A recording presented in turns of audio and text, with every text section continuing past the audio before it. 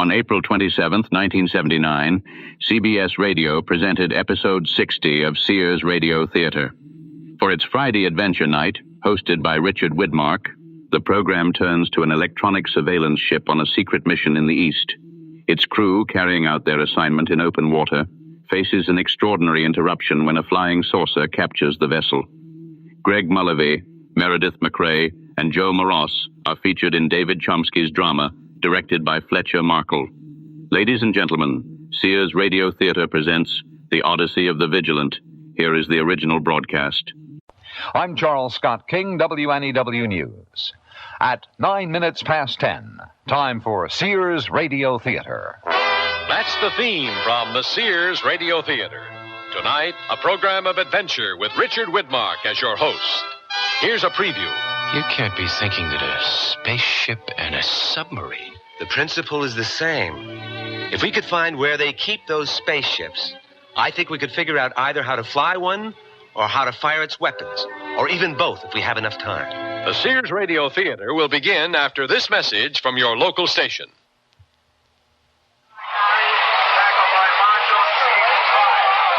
Yeah, that was about 2 weeks after Dad had his stroke. Did he have high blood pressure? Don't know. He's doing a little better now, but he can't speak too well. Has trouble walking too, doesn't he? Yeah, it's truly a shame. You have high blood pressure? I don't know. I feel okay. I'm not high-strung like Dad. Whether you're high-strung or low-strung, whether you feel just fine or not, has nothing to do with high blood pressure. High blood pressure is a major risk factor in stroke and heart attack, but it has no obvious symptoms. It can only be detected by a simple, quick, and painless test. The American Heart Association also wants you to know that black Americans, as a group, are more likely to have high blood pressure than whites. We don't know why. But high blood pressure can usually be controlled if it's detected. For more information, contact your American Heart Association. We're fighting for your life. This is Richard Widmark. The Vigilant is a modern surveillance ship. She's equipped with the latest and most sophisticated electronic equipment available. Her mission? To monitor all radio transmissions within an undisclosed Far Eastern area for the next 60 days. The Vigilant is en route, due to arrive at her assigned position in 18 hours. She carries a crew of 30, 10 officers, 5 of them women, and 20 crewmen. She is commanded by Captain Adam Bricker. This routine assignment is about to become one of the most unbelievable odysseys ever told. Captain, I have something I can't quite make out. Well, let's hear what you've got. Now, listen to this. Seems to be shadowing us, sir. A whale? I don't think so, sir. I've picked up plenty of whales before, and none of them were ever like this. Okay, keep an eye on it and let me know if it stays with us. Lieutenant, begin evasive maneuvers now. Yes, sir. Come to course 250. Coming about. It's still with us, sir, and it's beginning to close. Andy, find out if there are any subs in the area. Calm one. This is the Vigilant. We're requesting any known targets in our vicinity. Over. It's really closing fast now, sir. It'll probably surface about 10 degrees off the port bow. Common reports no known targets, except a freighter 200 miles north of our position. The satellite shows negative as well. Sir, look, at 11 o'clock. What the? All stop. That's a spaceship. Chief, come here. Sir, what do you make of that? Oh, no. They're firing at us, sir. Is it a laser? Captain, look, the crew. They're frozen. They're disappearing. It's all blue. Everything is blue. Captain. And that's only the beginning of our story.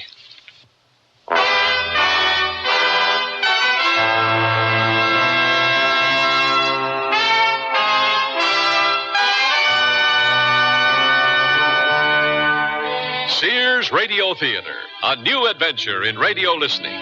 5 nights of exceptional entertainment every week, brought to you in Elliott Lewis production of the Sears Radio Theater.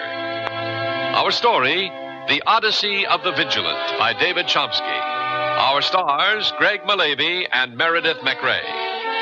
The Sears Radio Theater is brought to you by Sears Roebuck and Company. Sears, where America shops for value.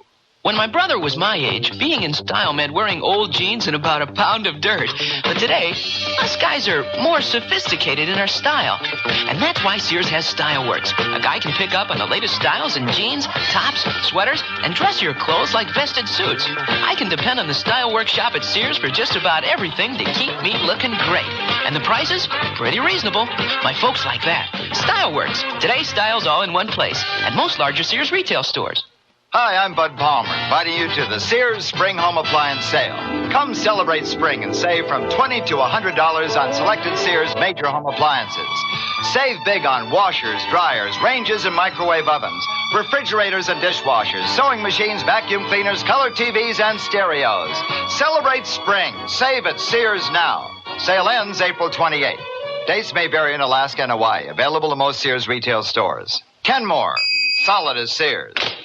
Honey, I can't sleep. Maybe you should try counting sheets. You mean sheep? No, Medley sheets from Sears in so many great colors from light to dark. Rest easy, knowing your bed looks fantastic, because Medley solids come in up to 24 colors, like Indian copper, royal blue, lemon yellow, and jungle green.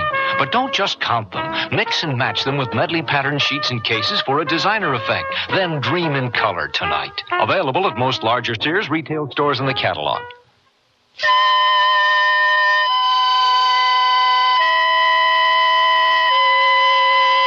On March 15th, the Vigilant was found floating adrift with no sign of anyone on board. The crew had simply vanished.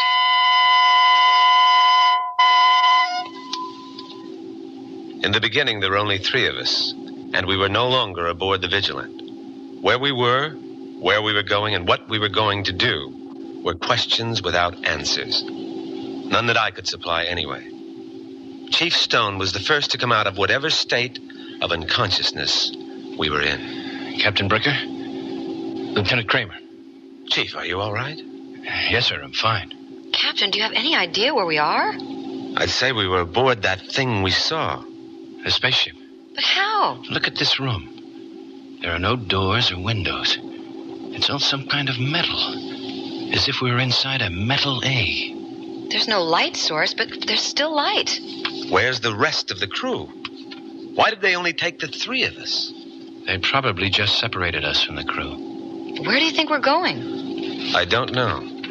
I never believed in flying saucers before. Chief, what do you make of that noise? Chief? Chief, are you all right? I'm fine. I was just remembering it. Never mind. It's their propulsion system, I think. Where did this UFO come from? Why did it capture us? Where are we going? What are they going to do with us? Don't think about it, Eve. We'll find out when they're ready to tell us. See if you can find a sliding panel or something. There must be a way out. Chief? What? Feel this. It's warm at this spot, but cold everywhere else. You're right. What do you think? Could it be some kind of heating system? No, I don't think so. Well, there's our door. That was a solid wall. It can't just disappear. Instant molecular recombination hasn't been... Captain, look at that orange glow at the end of the corridor. We're not going to learn anything by staying in here. Let's follow it. It's moving away from us. Is that the thing that brought us here? Captain, it's going into that room. I mean, should we just be following it blindly? I imagine that's what we're supposed to do. What if it's some kind of trap? You act as if we have a choice. The door. And the floor. It's opening. Chief? I don't know. It looks like some kind of capsule. It's opening. What? Good morning. Please, do not be alarmed. I am Kanarkas, commander of this vessel. I demand to know what's happened to my crew. Please, Captain Bricker, I will answer your questions, but do not take such a harsh tone. I do not appreciate it. How do you know my name? We know all about you.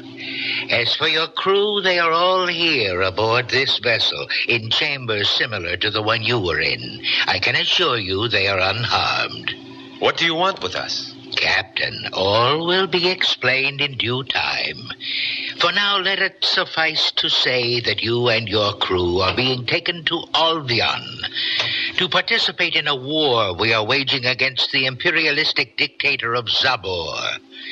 Until we reach Albion, I must ask you to remain in your holding room. You may follow the tracker out. I want to see my crew. I'm sorry, but that's not possible. Now, I have other duties which require my attention. He's gone. This is unbelievable. I think we're supposed to follow that thing. Didn't look like an alien, did he? What's an alien supposed to look like? Whatever it is we're supposed to do, I don't like it. Neither do I. What do you say we take a long way back? What do you mean? I mean, we try to find the rest of the crew and figure how to get off this thing. Should we make a run for it? On 3, we take off to the right, down that other corridor. Ready? 1, 2, 3.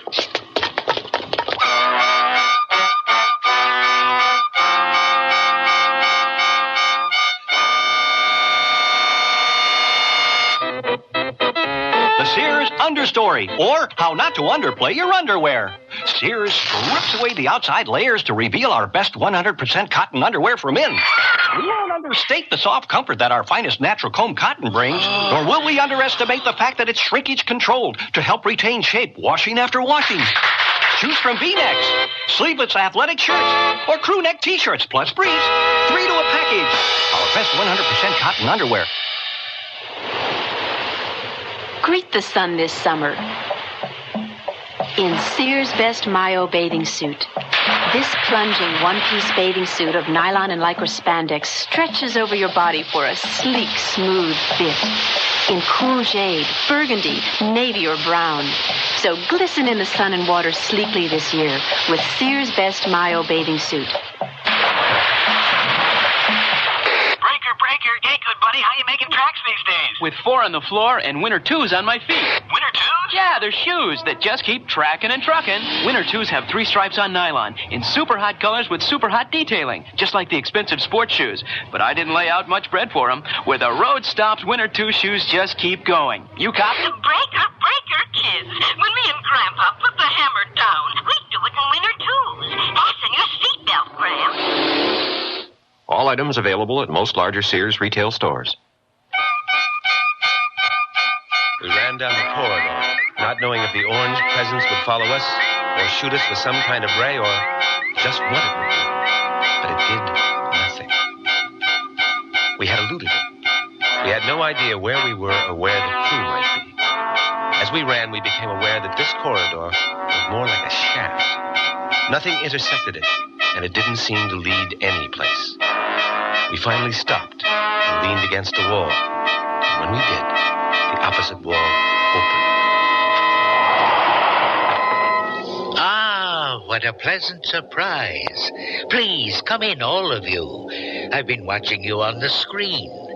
I was wondering how long it would take before you tried to capture my vessel. I must admit it was sooner than I'd anticipated. This is fantastic. You like it, Chief Stone? Chief? Surely you must be interested to see the control bridge of a flying saucer, as you might call it. Lieutenant Kramer, you look disappointed. Oh, do I? You are wondering why I don't look different from you. Well, yes. It never ceases to amaze me. Always the same question. It's very simple. Ours is a very common life form. It's very functional. But you can rest assured that there are other alien forms of life, less familiar forms, of which you will get your fill sooner or later. But that's another matter. Where is my crew? You didn't get a chance to see them before you launched your assault on the bridge here. What courage!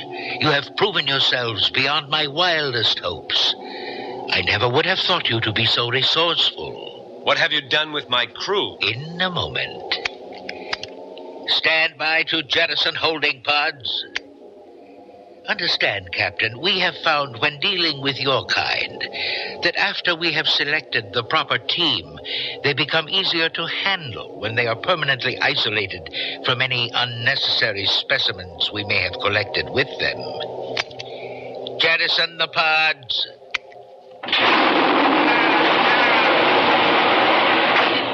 Pods away.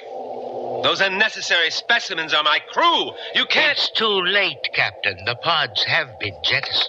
But those were my people. Can't you bring them back? Captain, understand something. Suppose you are doing an experiment with ants.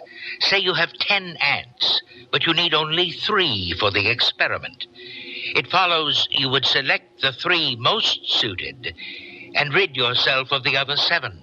Isn't that so? But those aren't ants. They're people. To you, yes. But then it would be the same to the ants. Combat defense open and scanning. Rotate stabilizer. Report on automatic interference. Damage control reports hit in section 2J. Sustained only moderate damage. Reporter. What happened? We're under attack. 2 hot ones, type Z5. Reverse the angle of defection and set the cathode pods to full range mode C. Sound a code 3 alert. I think it would be wise if you 3 would find something to hold on to. This could get rough. Stand by to fire on my command. Standing by. Here they come. Fire. Recalibrate for parsec transfer. A direct hit on fighter number 2. Good. You may be interested to know, Captain, these are Zaborian fighters. You might want to study their combat strategy. It may prove useful to you later. A direct hit to section 12B. Half our engine power is gone. Stand by for parsec transfer. Standing by. Fire 1 more shot at fighter number 1, and then on my command, execute parsec transfer. Zaborian fighters closing. Lock on cathode pod. Locking. He's preparing to fire. Pod ready. He's fired. Fire and parsec transfer.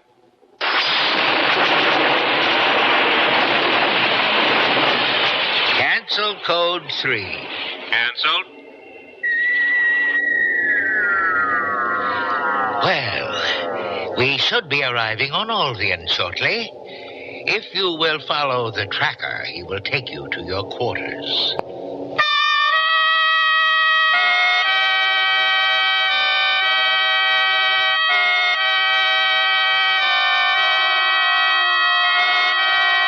We followed our mechanical friends, still awed by what we had just witnessed. In a short time, we arrived at our destination. Albion is a massive planet, and we had a spectacular view of it and its 16 moons as we approached. We landed at a large spaceport, and as we disembarked, were astonished to see buildings at least 6 miles high. Lieutenant Kramer, Chief Stone, and myself were led into one of them and locked inside a room that was so large it had a kind of tram which ran around the perimeter to take it from one side to the other. We had been told we'd be meeting the Grand Proctor of Albion. We didn't have to wait long.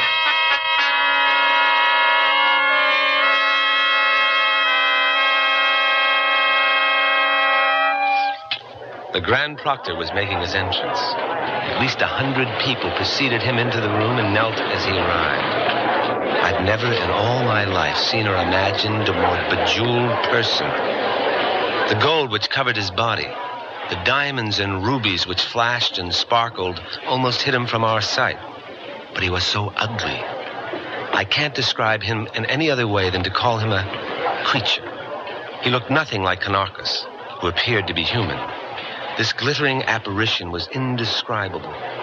He approached us, and we stood perfectly still.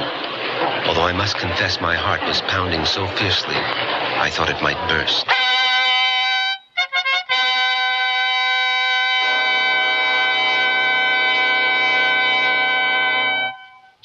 Sears Radio Theater will return after this message from your local station. Join hands with people everywhere. Each of us can do our share in cares crusade for children. This year, people of all nations are joining hands to improve the lives of the world's needy children.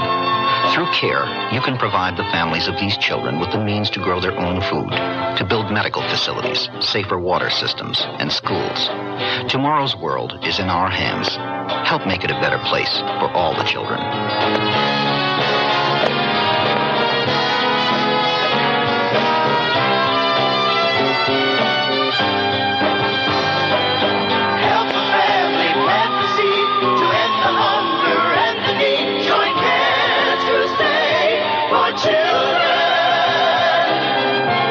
Please send your check or money order to CARE, Crusade for Children Overseas, Box 576, New York 10016. This is Lucille Ball, here to make a personal appeal to every American. Since the 1880s, the American Red Cross has been stepping in when there's been big trouble, like a hurricane. But nobody has to tell you the Red Cross is there when a hurricane strikes. So let's talk about the other Red Cross, your neighborhood Red Cross. They teach kids to swim. That's good, Eddie. And they train about every lifeguard on every beach. I think it's possible to look into it. We can get in touch with the local chapter. They help veterans get on their feet. They help people relocate after fires. Are you comfortable? Okay, now relax. They collect and distribute blood. They give a hand to the older folks in your town and do scores of other jobs. It's running very nicely. It's easy to see why we've got to have Red Cross, and only you can keep Red Cross ready for the little emergencies in your neighborhood. And the big ones. Help keep Red Cross ready.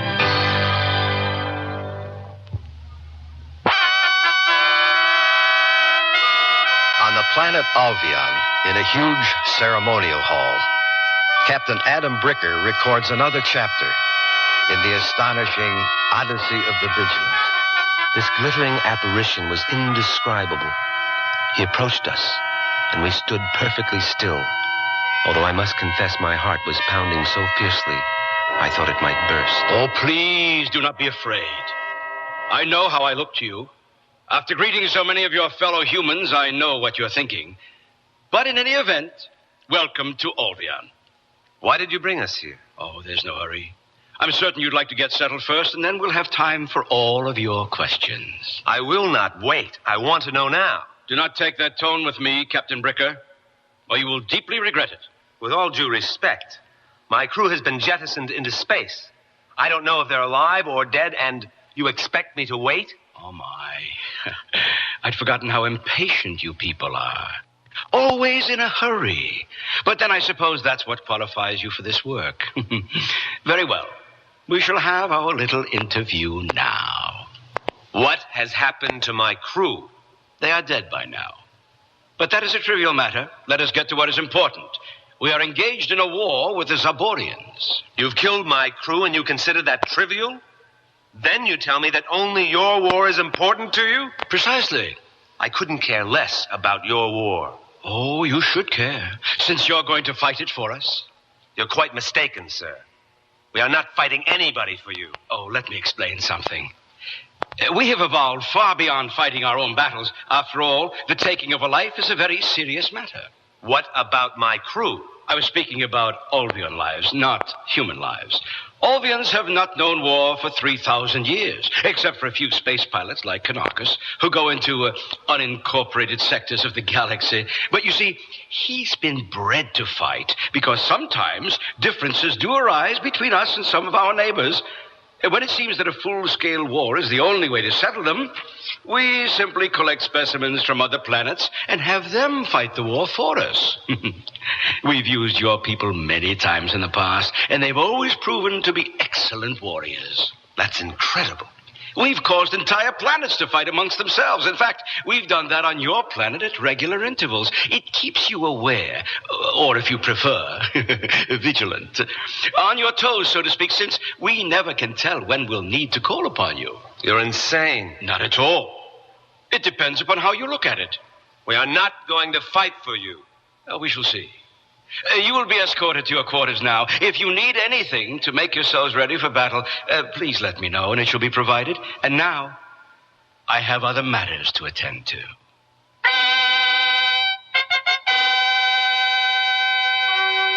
We were escorted to a luxurious room where we were served an equally luxurious dinner, which we all found difficult to eat. It was hard to believe what was happening to us.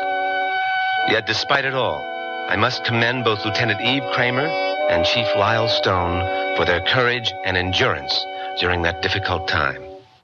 Neither one showed any sign of weakness. We remained together as a team.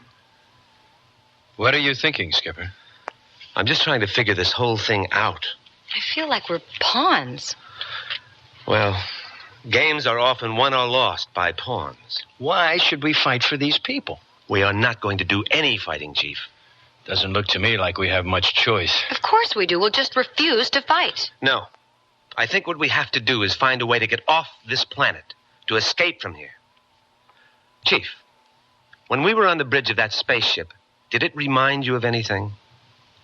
No. Eve? I don't think so. Did you ever see any submarine duty, Chief? 2 years. And that was too many. Do you remember the control bridge? You can't be thinking that a spaceship and a submarine... The principle is the same. If we could find where they keep those spaceships, I think we could figure out either how to fly one or how to fire its weapons, or even both if we have enough time. I don't know. A submarine is one thing. That's easy enough. But a spaceship? We have no choice. We're just going to walk out of here just like that? You don't see anyone stopping us, do you? Chief, what's the matter? You look strange. What? Oh, no, it's nothing. I was just thinking about the spaceships. Captain, listen. And that sounds like Kanarkis. Let's get a little closer. My report in all details. Kanarkis, you have done very well. Thank you, sir. From what you've told me, they should prove to win an easy victory over the Zaborians. Never before have humans scored so highly. They are extremely bright and cunning. They are of a good breed. Humans are animals, and they will not fail us. What are the latest scouting reports as to the Zaborian movement on the planetoid? The Zaborians have not yet arrived. However, we have had unconfirmed reports of a convoy moving away from the planet and out of the solar system. Ah, good. Then they already expect defeat. Soon we will have conquered another race. This battle will be the turning point. Victory is within our grasp.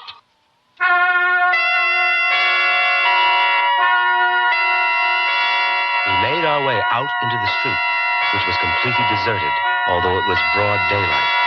We figured these people were nocturnal. It was a short trip to where we had landed, and there we found several unguarded spaceships sitting on the pads. We entered the first one we came to.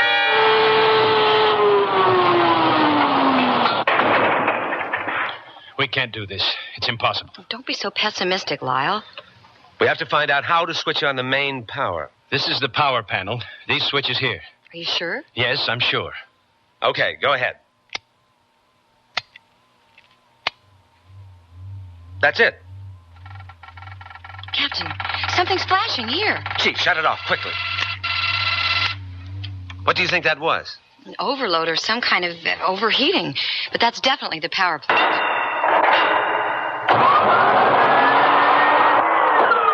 Captain Bricker. Chief. You were told to stay in your quarters. Chief, throw the switches. Step away.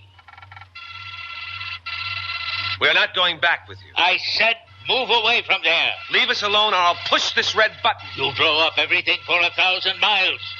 You leave me no choice. Men, fire!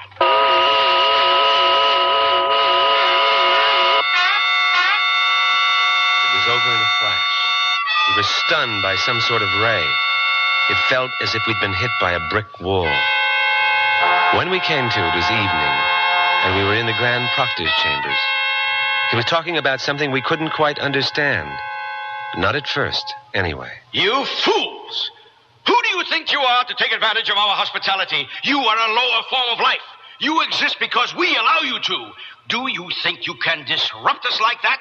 This will not be tolerated. Who do you think you are? Chief. What gives you the right? You've always been a disgusting parasite, leeching off other people. Drain you! What are you doing to him? Let him go! Stop it! Stop it, you'll kill him! Chief. Lyle. He was right. What he said about you was right. Careful. I can do the same to you. Chief? How do you feel? I'm okay. Are you sure? Yes, really. I have no time for any more of these interruptions, so listen closely. I went to great lengths to bring you here. It was not a simple matter. We are in a desperate struggle with Zabor, and it is imperative that Albion win. We must have your complete cooperation. Then why don't you ask us instead of kidnapping us? Ask you? Don't be ridiculous. You will fight because it is your nature and because we tell you to fight. We fight only when we want to fight, and only when there's no other alternative. Oh, yes, that's correct. I forgot. You need a reason to fight. Very well. You are fighting to keep men free, to be able to think as you please, and to defeat the imperialistic dictator of Zabor. We are not fighting your battle. You fight it. You are very stubborn. Very stubborn.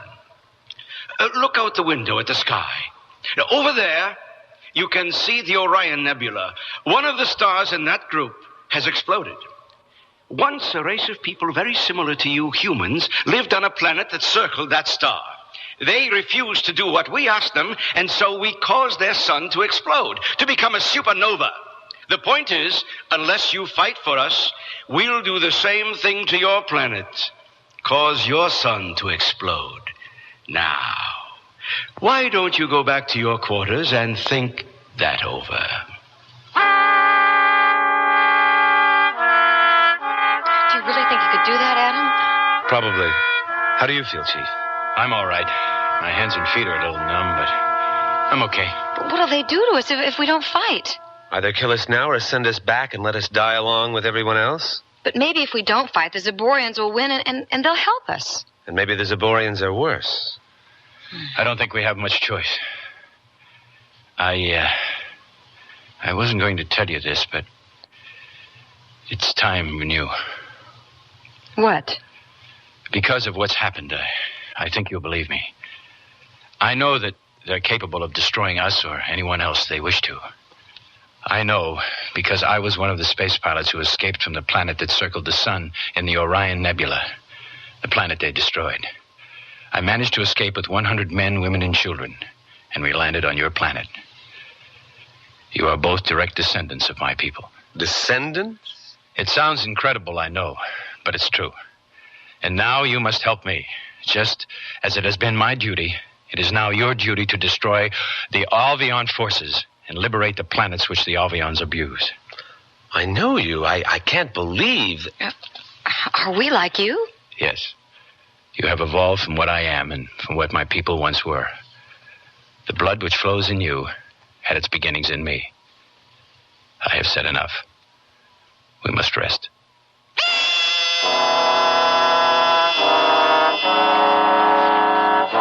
Could it be true? At first, I tried to dismiss what the chief said as some kind of delusion brought about by the torture he'd undergone. And yet something inside me kept me from discounting his fantastic story. We all had a troubled rest, fearful of the big battle that lay somewhere just ahead, when we would meet the Zaborians and clash in mortal combat.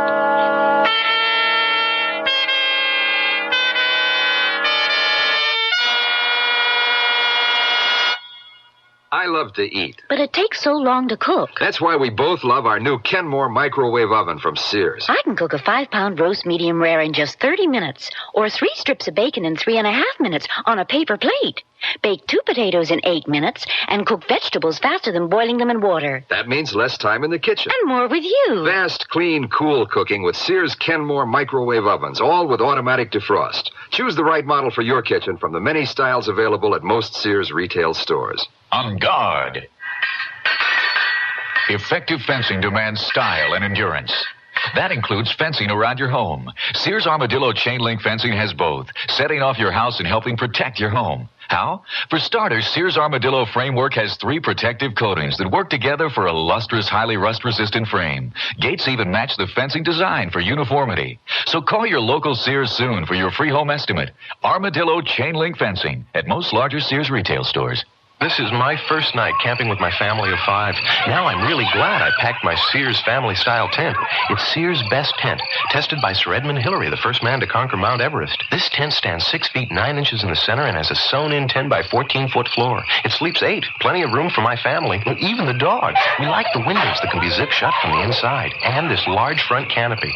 Sears' best family-style tent is built to be lived in, and if it's good enough for Hillary, it's good enough for my family. At most larger Sears retail stores.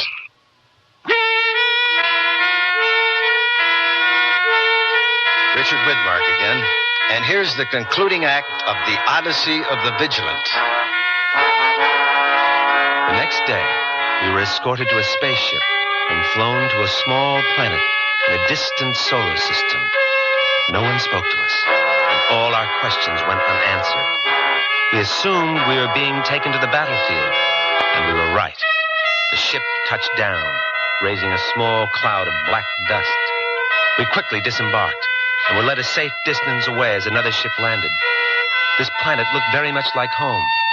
There were trees and grass, and in the distance I could hear birds calling. It was very different from Albion, which seemed like a concrete island surrounded by sand compared to this beautiful jewel.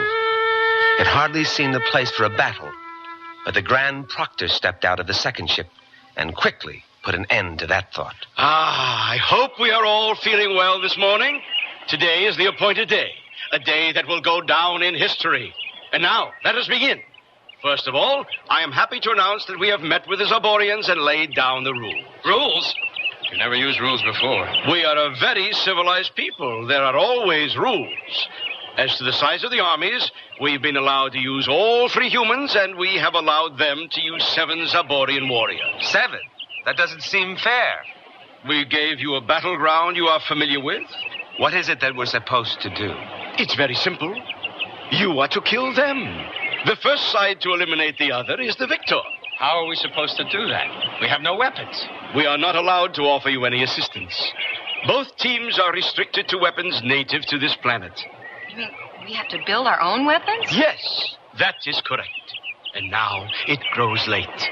The Zaborians are already here. I suggest you quickly go about fashioning your weapons. And remember, we will be watching you. If you fail and cause us to lose this battle, we will destroy your home planet. I sincerely hope you succeed.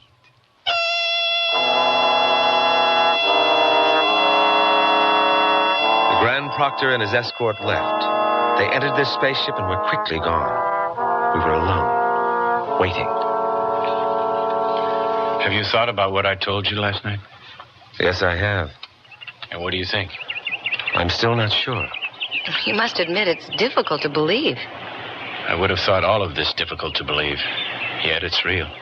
But to think that we are aliens. No, you are not alien. You are my descendants. You have evolved slightly and adapted slightly, but you can't run away from who and what you are. But none of that matters now. We must fight the Zaborians and defeat them, or else they will defeat us. The Chief's right. What do we do? We need weapons. Yes. That smell in the air. Are you aware of it? Yes. What is it? Could it be the enemy? Listen. Listen, what's that? Chief, we must get out of this open field. Chief, I've been hit. An arrow. My leg. I've got to pull it out. Lieutenant, take off your scarf and use it as a tourniquet. Okay. Hold still. Make it in one try. Here goes. It's out. Captain, over there. Look, that must be them. Come on.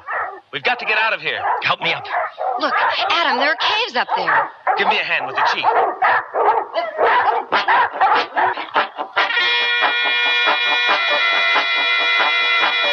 Keep that fire going, Lieutenant. It seems to be keeping them away. Chief, I'm going to remove the tourniquet. We've got to see how bad that leg is. Dogs that can make bows and shoot arrows? Instead of treating me, you should be building your weapons. Let me take care of your leg first. Lieutenant, use some of those branches for bows and see if you can find some sort of vine for the drawstring. Yes, sir. I'll do what I can. It's still bleeding. Must have clipped an artery. Let me put this tourniquet back. After we win, I'm sure the Albions will fix you up as good as new. No, the Albions believe that only the strong should survive. They have no medicine. I'm still not sure I can believe this story of yours. I've been trying to mark it up as a delusion caused by your torture. It's not any delusion. It's true. You are my children. My children's children's children. Stretching back almost 4,000 years. Now, I may die, but you mustn't let my dream die with me. For if that lives, then I live with it. It was so long ago. It was beautiful. Similar to this planet, but even more beautiful. It always existed peacefully. Then one day the Albions arrived.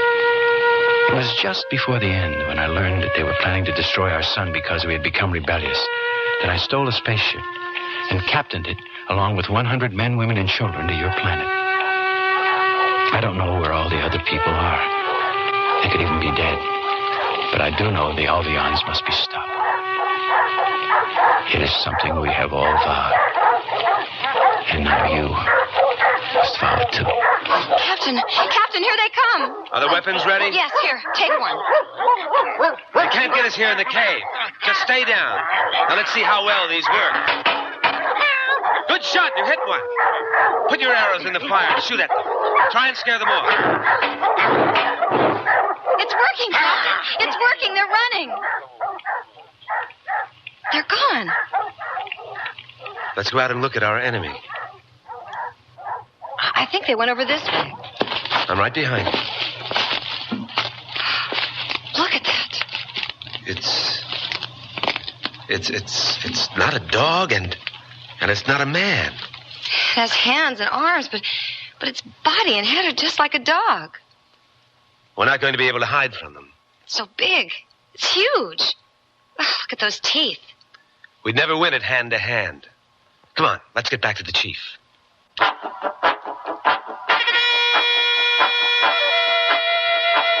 But when we got back to the cave, the chief was gone.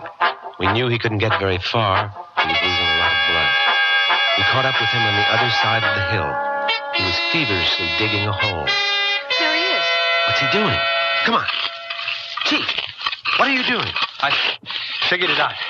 I know how to get them. What are you talking about? I know how to kill the Zaborians. We can't. You should have seen them. It doesn't matter. We'll set a trap. That may finish this hole. It only has to be a little deeper. But what kind of trap? There are still 6 of them. This is just a little hole. It's going to be a landmine. A landmine? I don't understand, Chief. Listen to me. Do you remember that odor we smelled before? Of course. Do you smell it now? That's the enemy. It's those dogmen. No, that's sulfur. This soil, look, it's full of potassium nitrate. I brought some coals from the fire. Chief, we have to get back to the cave. They're coming. Wait, don't you see? That's gunpowder. You mean you're making gunpowder? That's right. Then all we have to do is pile rocks and stones on top of it, and we have a landmine. Of course. We'll have to work quickly. Start putting the stones on. How do we set it off? With this piece of coal. Wrap it in my shirt and swing it so it catches fire. When they come near it, throw the burning shirt. That should set it off. Chief, look out. Behind you. Get away! Move away from the mine! Come on, Eve. Come on. There's nothing we can do. We gotta help him. We've got to get back. Come on. He did it. He killed one of them. My God, they're running after him. He's leading them to the mine. They're on him. I'm going to tear him to bits. Swing the shirt. Swing the shirt. Throw it now. That's it. It's finished.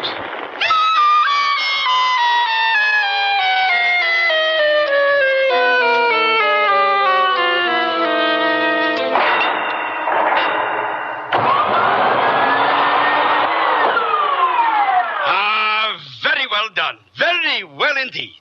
You have done even better than we expected. What happens to us now? Well, that is entirely up to you. We have no further need of you. you may be returned to your home planet, or if you wish, you may stay here and live out your lives on this little insignificant planet. The choice is entirely yours. Captain? We'll stay here. Very well, as you desire. I wish you well. We were happy to accept this planet, with its one moon and one sun, as our new home. We decided to name it after the planet which had circled the sun the Albions had destroyed. The planet that the chief, our ancestor, called home. And so we named this planet Earth. I hope it can be said someday that Adam Bricker and Eve Kramer had many children on this Earth.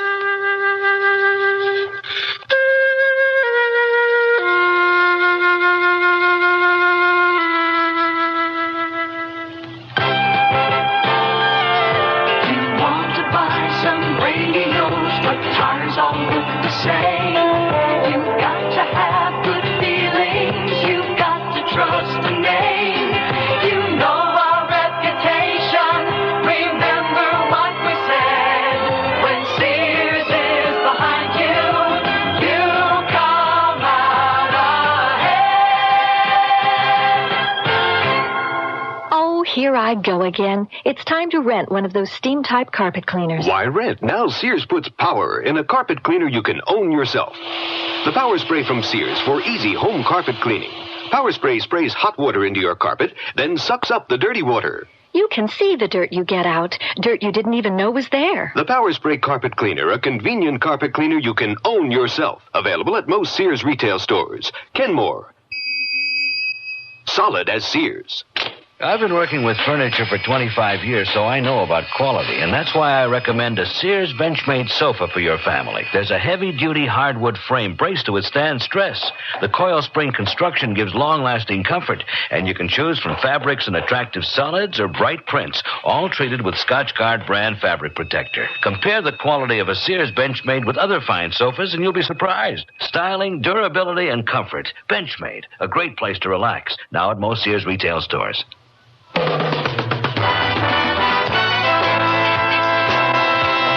The Sears Radio Theater has been brought to you by Sears Roebuck and Company, where our policy is satisfaction guaranteed or your money back. Sears, where America shops for value. The Odyssey of the Vigilant was written by David Chomsky, produced and directed by Fletcher Markle. Your host was Richard Widmark. Our stars were Greg Mullavey and Meredith MacRae. Also heard were Joe Maross, Marvin Miller, Jack Crucian, Byron Kane, and Vance Colby. The music for Sears Radio Theater was composed and conducted by Nelson Riddle. This is Art Gilmore speaking. Associate Director of Sears Radio Theater is Ken McManus. Sound effects were created by Bud Tollefson. Joanne Thompson is production supervisor. And the recording engineers are Joe Wachter and Hal MacDonald. The Elliott Lewis production of Sears Radio Theater is a presentation of CBI. That was Sears Radio Theater's The Odyssey of the Vigilant. Follow Sears Radio Theater for more classic broadcasts.